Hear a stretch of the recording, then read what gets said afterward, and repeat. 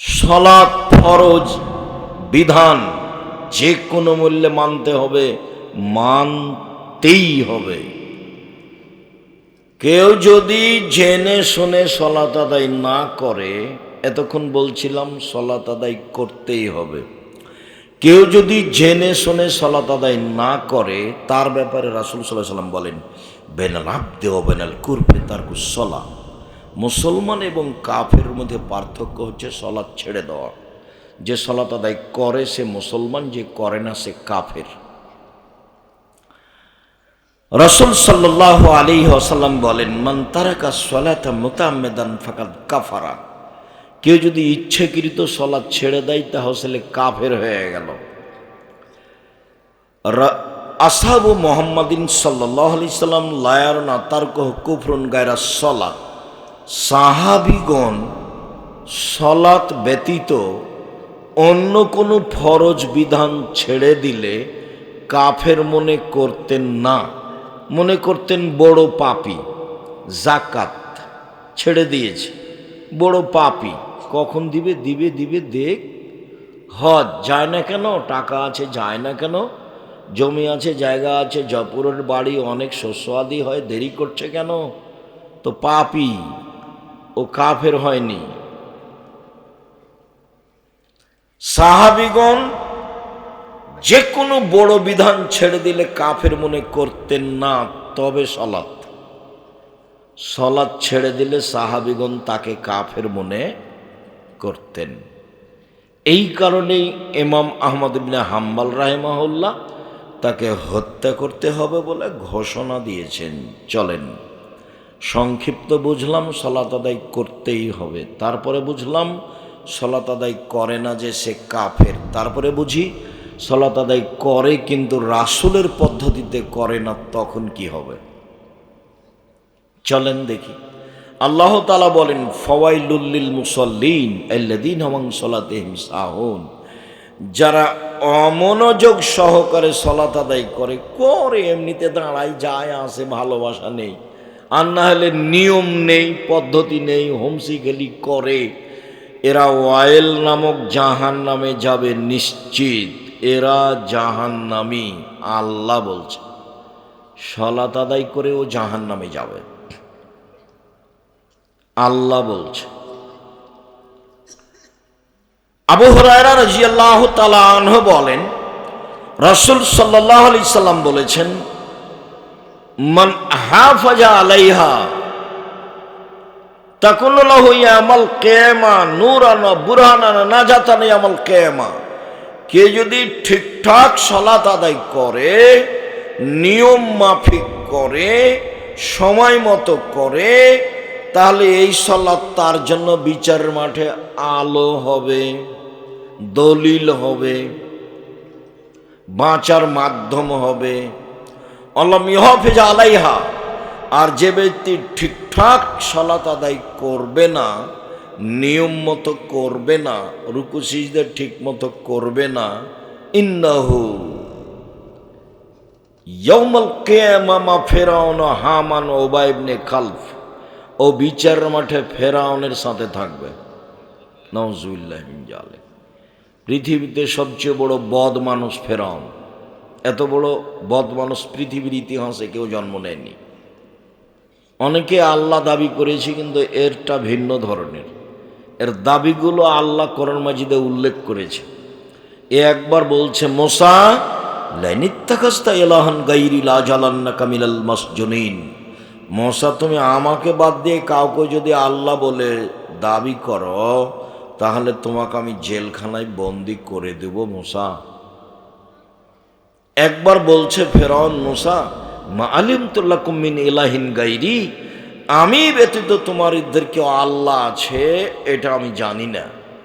একদা ফেরাউন বলছে, আনা রব্বুকুমুল আলা, আমি হচ্ছে তোমাদের সবচেয়ে বড় প্রতিপালক, সবচেয়ে বড় আল্লাহ।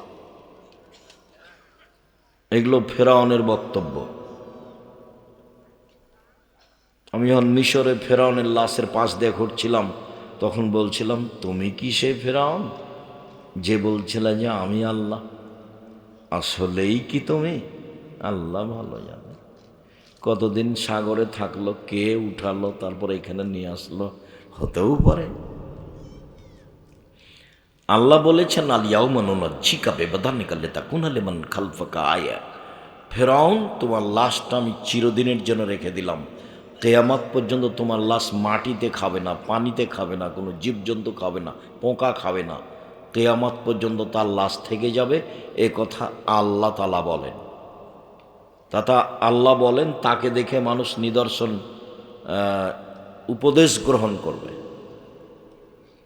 আমি সালাত আদায় করলাম আর এরকম হলো অবস্থা, দুঃখিত। একজন সাহাবী মসজিদে ঢুকে 2 রাকাত সালাত আদায় করে আল্লাহ রাসূলকে বললেন আসসালামু আলাইকুম। তখন আল্লাহ রাসূল বললেন সাল্লি ফাইন্নাকা লাম তুসাল্লি, তুমি সালাত আদায় করো, তুমি করনি। লোকটি আবার সালাত আদায় করলো, আল্লাহ রাসূলকে সালাম দিল। আল্লাহ রাসূল বললেন সাল্লি, তুমি সালাত আদায় করো, তুমি করনি। লোকটি আবার সালাত আদায় করলো, আল্লাহ রাসূলকে সালাম দিল। আল্লাহ রাসূল বললেন তুমি সালাত আদায় করো, তুমি করনি। তখন লোকটি বলছে আল্লিমনি কাইফা উসাল্লি, এর চেয়ে ভালো করে সালাত আদায় করতে পারবো না, কিভাবে করতে হবে বলে দেন।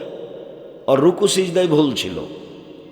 তো রাসূল, হাদিস বুখারী মুসলিম, রাসূল সাল্লাল্লাহু আলাইহি সাল্লাম তাকে যদি বলতেন হ্যাঁ তুমি সালাত আদায় করেছো, তবে খুব একটা ভালো হয়নি, তাহলে না হয় একটাও হতো।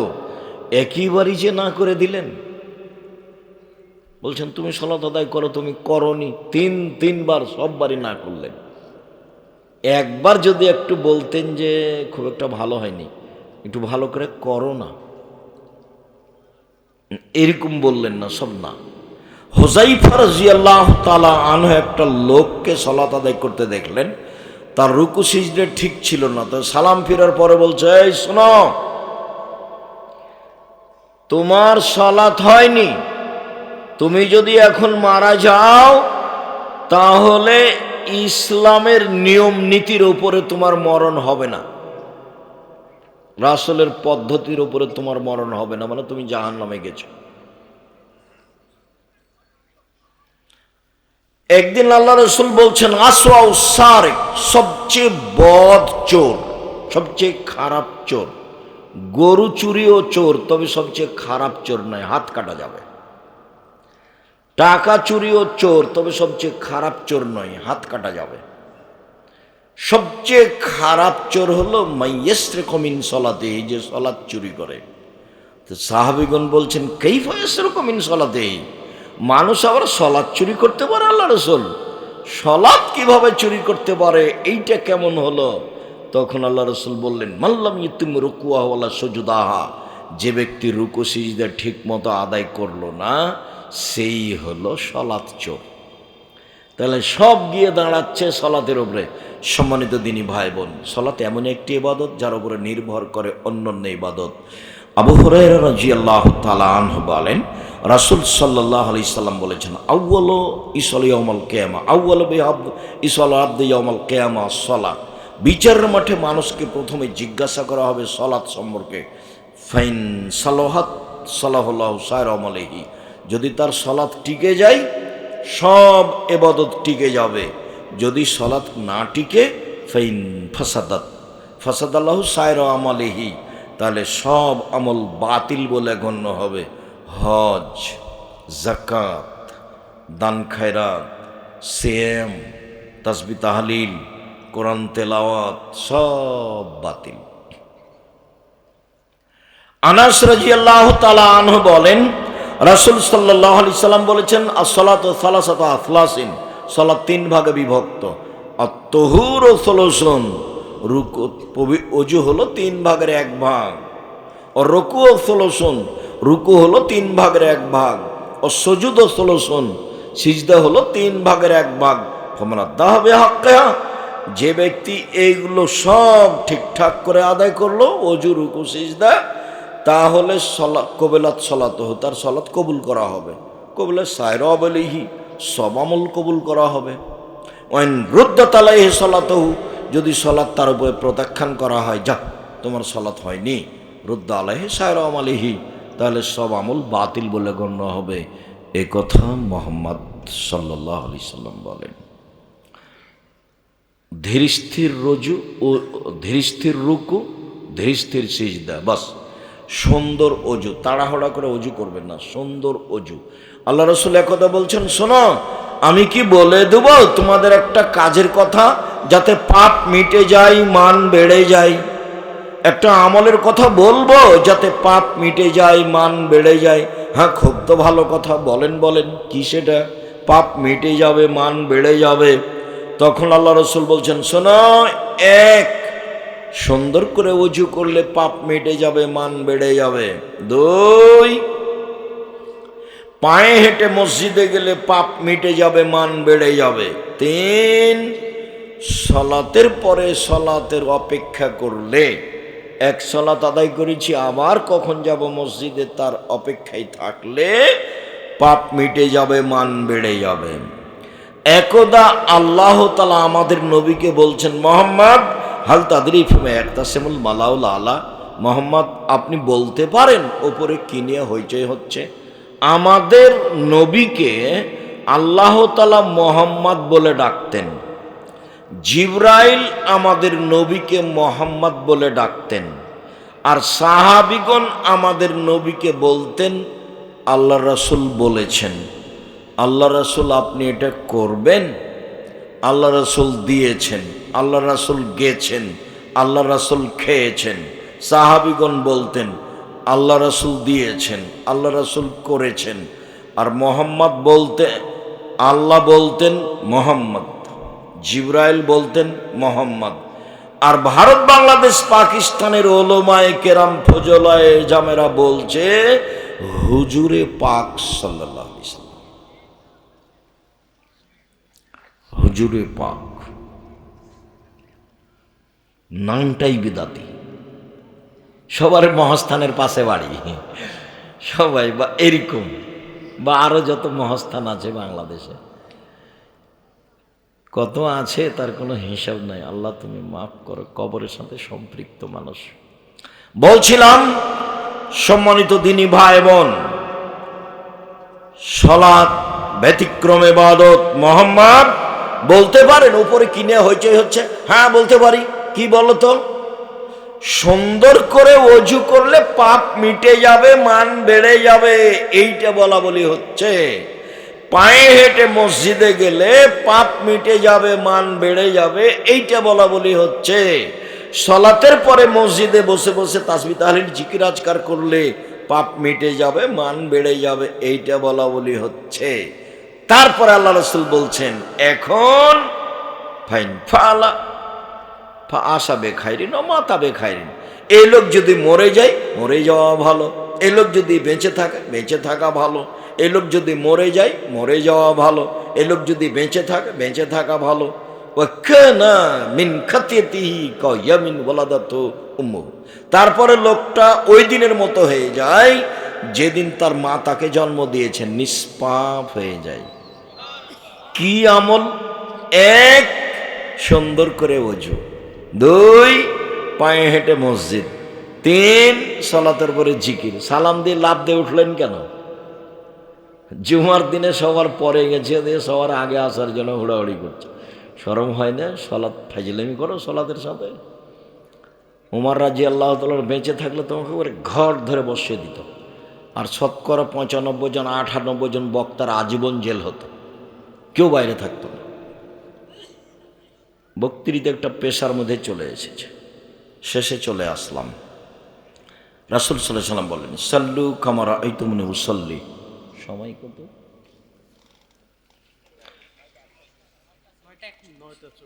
সাল্লু কামা রাআইতুমুনি উসাল্লি। পৃথিবীর মানুষ, সালাত আদায় করো যেভাবে আমাকে সালাত আদায় করতে দেখছো, এটা আদেশ, বুখারী মুসলিম। পৃথিবীর মানুষ তোমরা সালাত আদায় করো যেভাবে আমাকে সালাত আদায় করতে দেখছো। নারী পুরুষ একই হুকুম, সরিষা সমপরিমাণ কমবেশ নয়, নারী পুরুষ একই হুকুম। এতটুক পার্থক্য যে নারী যদি ইমাম হতে চায় তাহলে সামনে যেতে হবে না, কাতারেই দাঁড়াবে।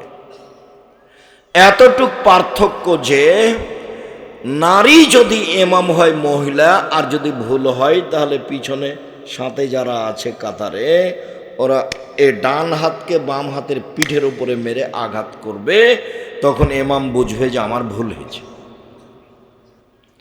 আর পুরুষ ইমাম হলে কি বলতে হবে? সুবহানাল্লাহ। এইটুকু পার্থক্য ছাড়া পুরুষ নারীর সালাতের মধ্যে সরিষা সমপরিমাণ পার্থক্য নেই। সাল্লু কামা রাআইতুমুনি উসাল্লি। পৃথিবীর মানুষ, যেভাবে আমাকে সালাত আদায় করতে দেখছো সেভাবে করো। আব্দুর রাজ্জাক সাহেব, নবী কি এখন বেঁচে আছেন যে কাবা ঘরে গিয়ে দেখে আসবো? কথাও তো ঠিকই। তো আল্লাহ রসুল বলছেন যে আমি চলে গেলাম, তারাক্তু ফিকুম আমরাইন, দুটা জিনিস আমি রেখে গেলাম, দেখে দেখে ঠিক করো। এক, কোরআন মাজিদ, দুই, হাদিস। প্রায় 3 লক্ষ জাল হাদিস আছে, কোনটা দেখবেন? আমার বাসায় আছে 10,000। কতটি? 10,000। কথা তো ঠিকই। তাহলে এখন কি পরামর্শ দিতে পারি? একটা পরামর্শ দিই। বুখারী আর মুসলিম, বাংলা বুখারী দেখে সালাত ঠিক করেন, আর বাংলা মুসলিম। ব্র্যাকেট দেখবেন না, ব্র্যাকেট দেখবেন, ওই নাম্বার দেখবেন না, হাসিয়া 2-3 নিচে আছে লিখে, ওগুলো দেখবেন না। অনুবাদ দেখে ঠিক করবেন কোন কিতাব? বুখারী মুসলিম। আব্দুর রাজ্জাক সাহেব, আর কিছু? হ্যাঁ, আর একটা বলা যায়, রিয়াজুস সলেহিন। প্রায় সব হাদিস ঠিক। রিয়াজুস সলেহিন নাম শোনেননি আপনারা? এইটা আমার পরামর্শ থাকলো। 2 নম্বর, রিয়াজুস সলেহিন থেকে ঠিক করেন। আরেকটা পরামর্শ, এটা 3 নম্বর, নিতে পারেন। আমরা যারা কিছু বই পুস্তক লিখেছি, আমিরে জামাত ডক্টর আসাদুল্লাহ আল গালেব লিখেছেন, আরও অনেকে লিখেছেন। আমিও ভাঙাচূড়া করে, ছেঁচড়া মেছড়া করে, কোনো রকম করে চাঁপাইনবাবগঞ্জের ভাষাতে আপনি যেন পড়লেই বুঝতে পারেন, একটুকু যেন অস্পষ্ট না থাকে, তাই একবারে হাতে নাতে, কি ওকে বলে, খড়ি, হাতে খড়ি দিয়ে অক্ষরে অক্ষরে হুবাহু রাসূলের হাদিস দিয়ে সালাতটা বাস্তবায়ন করেছি। তার নাম রাসূল সাল্লাল্লাহু আলাইহি সাল্লামের সালাত বনাম প্রচলিত সালাত। এটা আমার পরামর্শ। 1 নম্বরে কি দেখতে বললাম? বুখারী মুসলিম। 2 নম্বরে রিয়াজুস সলেহিন। আর 3 নম্বরে পরামর্শ থাকলো, আমাদেরটা দেখতে পারেন, খুব সহজ সরল করে চাঁপাইনবাবগঞ্জের ভাষাতে লেখা আছে, একবারে হাতে নাতে সুন্দর করে, বুঝতে একটুকু অসুবিধা হবে না, কঠিন মনে হবে না। যেভাবে বক্তব্য শুনছেন কাছাকাছি এইরকমই। 1 বছর একদিন একটা লোককে দেখতে দিয়েছিলাম, তো বলছে আমি সময় পাইনি আপনার বই দেখার। তখন আমি বলছি, হ্যাঁ, চাঁপাইনবাবগঞ্জের ভাষাতে লিখব, যা হোক মানুষ বুঝলেই হলো। মানুষ, আমি যেটা বলতে চাচ্ছি সেটা মানুষ বুঝলেই হলো। দেখেন, ভালো হবে। অন্য পদ্ধতিতে সালাত আদায় করে সালাত হবে না, দুনিয়া একদিকে গেলেও হবে না। সবাই যদি কাবা ঘরে গিয়ে 3 ফুট পর পর দাঁড়াই, তো রাসূলের পদ্ধতি নয়। 3 ফুট পর পর দাঁড়ালে আল্লাহ রাসূলকে আবার দুনিয়াতে আসতে হবে, এসে বলতে হবে, পৃথিবীর মানুষ, করোনা টরোনা যাই হোক, এখন তোমরা 3 ফুট পর পর দাঁড়াতে পারো। আর যেহেতু কিয়ামত পর্যন্ত তিনি আর কোনোদিন আসবেন না, কাজে এটা হবে না। আল্লাহু আকবার, সালাতে দাঁড়ানোর সময় এরকম করবেন না, আল্লাহু আকবার, এটা বাতিল। আল্লাহু আকবার, এটা করবেন না, এটাও বাতিল। আল্লাহু আকবার, এটা করবেন না, এটাও বাতিল। কি করতে হবে? কাঁধ সামনাসামনি, আল্লাহু আকবার। আর একটু, অনেক হাদিস, কানের লতি সামনাসামনি, একটু উঁচু করেন 2-3 ইঞ্চি, আল্লাহু আকবার। তাহলে বাতিল হলো আল্লাহু আকবার, বাতিল হলো আল্লাহু আকবার, বাতিল হলো আল্লাহু আকবার। এটা একটা চলবে না, সব কাঁধ সামনাসামনি, কাঁধের লতি সামনাসামনি। কত হাদিস নিবেন? আল্লাহু আকবার বলার পূর্বে পেশাব পায়খানার কাজ থাকলে সেরে আসবেন, সুন্দর করে ওযু নেবেন। পেশাব পায়খানায় বসার সময়তে বলবেন, বিসমিল্লাহি আল্লাহুম্মা ইন্নী আউযু বিকা মিনাল খুবুসি ওয়াল খাবায়েস। তাহলে শয়তান লজ্জা স্থান দেখতেও পাবে না, ক্ষতি করা তো বহু দূরের কথা। উঠার সময় বলবেন গোফরানাকা।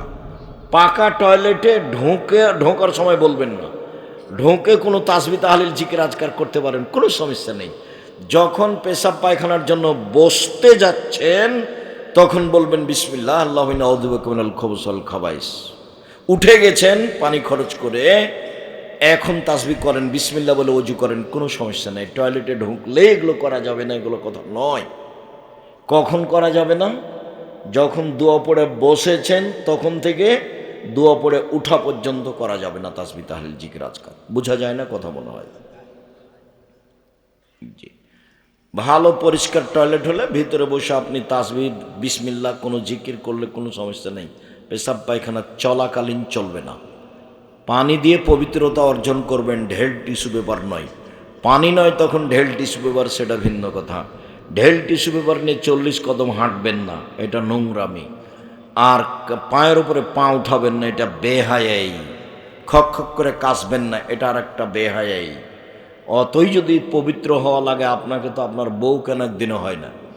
শুধু একাই জান্নাতে যেতে চান? আপনার বউ ঢেল নিয়ে 40 কদম হাঁটুক, পায়ের উপরে পা উঠাক, তখন আর একজন বলবে ও আব্দুল রাজ্জাক সাহেব এটা যে দেখতে কেমন কেমন লাগবে। তা আপনি যখন ঢেল নিয়ে হাঁটেন তখন মহিলার চোখে যদি পড়ে তো তাকেও কেমন কেমন লাগে। এই জন্য এই নোংরামি শরীয়তে বাতিল, এসব বেহাই বাতিল। আল্লাহ আকবার। ডান হাতের কবজি বাম হাতের কবজির ওপরে সহিহ হাদিস, বাহুর উপরে বাহু সহিহ হাদিস, বুকের উপরে রাখবেন 5টা সহিহ হাদিস, নাভির নিচে রাখেন 3টে জয়ীফ হাদিস। এরপরে সানা পড়েন, গুরুত্বপূর্ণ সানাটা পড়বেন, আল্লাহুম্মা বাঈদ বাইনি ওয়া বাইনা খাতায়ায়া কামা বা'আদতা বাইনাল মাশরিকি ওয়াল মাগরিব, আল্লাহুম্মা নাক্কিনি মিনাল খাতায়া কামা ইয়ানক্কা আস-সাবুল আবিজু মিনাদ দানাস, আল্লাহুম্মা আগসিল খাতায়ায়া বিল মাই ওয়াস সালজি ওয়াল বারাদ। হে আল্লাহ, তুমি আমার পাপকে আমার থেকে দূরে করে দাও, পূর্ব থেকে পশ্চিম যত দূরে। আল্লাহ, তুমি আমার পাপকে ধুয়ে দাও যেভাবে সাদা কাপড়কে ময়লা থেকে ধুয়ে পরিষ্কার করা হয়। আল্লাহ, তুমি আমার পাপকে বরফ তুষার স্বচ্ছ পানি দিয়ে ধুয়ে পরিষ্কার করে দাও। আউযু বিল্লাহি মিনাশ শাইতানির রাজিম। মারদুদ বিতাড়িত শয়তান থেকে বাঁচতে চাচ্ছি। বিসমিল্লাহির রহমানির রহিম। পরম দাতা দয়ালুর নামে আরম্ভ করলাম। আলহামদুলিল্লাহি রাব্বিল আলামিন। বিশ্বজগতের প্রতিপালকের প্রশংসা। আর রহমানির রাহিম, তিনি হচ্ছেন পরম দাতা দয়ালু। মালিক ইয়াউমিদ্দিন, তিনি হচ্ছেন বিচার দিনের মালিক। ইয়াকা না'বুদু, একমাত্র তোমার ইবাদত করি। ওয়া ইয়াকা নাস্তাইন, একমাত্র তোমার সাহায্য, তোমার কাছে সাহায্য চাই। তুমি আমার একটা কথা শোনো। অনেক প্রশংসা করলাম তোমার, তুমি আমার একটা কথা শোনো। ইহদিনাস সিরাতাল মুস্তাকিম, তুমি আমাকে সোজা পথ দেখাও। সিরাতাল্লাযিনা আনআমতা আলাইহিম, ওদের পথ দেখাবা যাদের ভালোবেসেছ, যাত্রার পথ দেখাবা না। ওদের পথ দেখাবা যাদের ভালোবেসেছ। গায়রিল মাগযুবি আলাইহিম ওয়ালাদ-দাল্লিন, যারা অভিশপ্ত ওদের পথ দেখাবে না, যারা ভ্রান্ত ওদের পথ দেখাবে না। লম্বা সময় ধরে যে দোয়া করলাম আমিন, সেটা কবুল কর। একটা সূরাতে আছে আমিন, আর কোথাও নেই। খুব ব্যাপক অর্থপূর্ণ দোয়া হলো সূরা ফাতিহা। এই জন্য ইমাম বুখারী বলছেন সূরা ফাতিহা একাই থাকলেও পড়তে হবে, মুক্তাদি হলেও পড়তে হবে, ইমাম হলেও পড়তে হবে, সরব হলেও পড়তে হবে, নীরব হলেও পড়তে হবে, সালাত আদায় করলে পড়তেই হবে। এটা ব্যতিক্রম দোয়া। আর আল্লাহর কাছে কিছু চাইলে প্রশংসা করা লাগে। আল্লাহ ওরকম হুট করে কথা সহ্য করেন না। মানুষের কাছে যদি আপনি 10,000 টাকা নিতে চান, তো আসসালামু আলাইকুম ভাইজান, আপনি খুব ভালো মানুষ, সবাইকে টাকা দেন, আমিও খুব বেকায়দায় পড়েছি, আমাকে ফিরিয়ে দিয়েন না, 10,000 টাকা দেন, আমার ছেলের হাতটা ভেঙে গেছে। তো এখন ভাববে তুই এখন সকালবেলায় চলে এসেছিস রে, কি আর করি, আচ্ছা বিকালে আয়, যা বিকালে আয়, মানে খেপে যাবে না। আর যদি গিয়ে বলেন আমার ছেলের হাত ভেঙে গেছে, 10,000 টাকা দেন, খেয়ে তুই রে, তোর জন্য টাকা বানাই নাকি, টাকসাল আছে, এরকম হবে। মানে প্রশংসা হলে নরম হয়। তা আল্লাহ সবচেয়ে প্রশংসা প্রিয়, খালি প্রশংসা করেন, খুশি, আলহামদুলিল্লাহ খুব খুশি, সুবহানাল্লাহ খুব খুশি, আলহামদুলিল্লাহ, খুব খুশি। একবারে খুশিতে আপনি যা চাইবেন তাই দিয়ে দিবেন। বলছে ফাতেমা হাতে ব্যথা, চাকি টানতে আটা করা যায় না। ফাতেমা তাসবিহ কর, তাসবিহ করো, সুবহানাল্লাহ, আলহামদুলিল্লাহ, আল্লাহু আকবার করো। আরে কাজ একটার বলছেন আর একটা। বুঝতে পারেননি ভাইজান? দাবি বাপের কাছে একটার, বাপ বলছে আর একটা। হলো এটা? হ্যাঁ তাসবিহ করো, সব হয়ে যাবে। মূসা বললেন যে, আল্লাহ বলছেন এই মূসা ফেরাউনের কাছে যেতে হবে। আমার মুখে সমস্যা, আমি ভালো করে কথা বলতে পারি না, আমি যেতে পারবো না। তো বলছে এই দোয়া পড়ো, রব্বি ইশরাহ লি সাদরি ওয়াইসির লি আমরি ওয়াহলুল উকদাতাম মিন লিসানি ইয়াফকাহু কাওলি। ঠিক করে দিচ্ছি, তবু আমি যেতে পারবো না। ফেরাউনের পক্ষ থেকে আমার উপর একটা অভিযোগ আছে, আমি এক থাপ্পড়ে মানুষ মেরেছি, ও আমাকে মেরে দেবে। বলে সেটা আমি দেখব, হ্যাঁ আমি তোমার সাথে আছি, সেটা আমি দেখব। তো বলছে আমার একাই যেতে সাহস হয় না, আমার ভাইকে সাথে দিতে হবে। তো দিয়েছে, গেছে।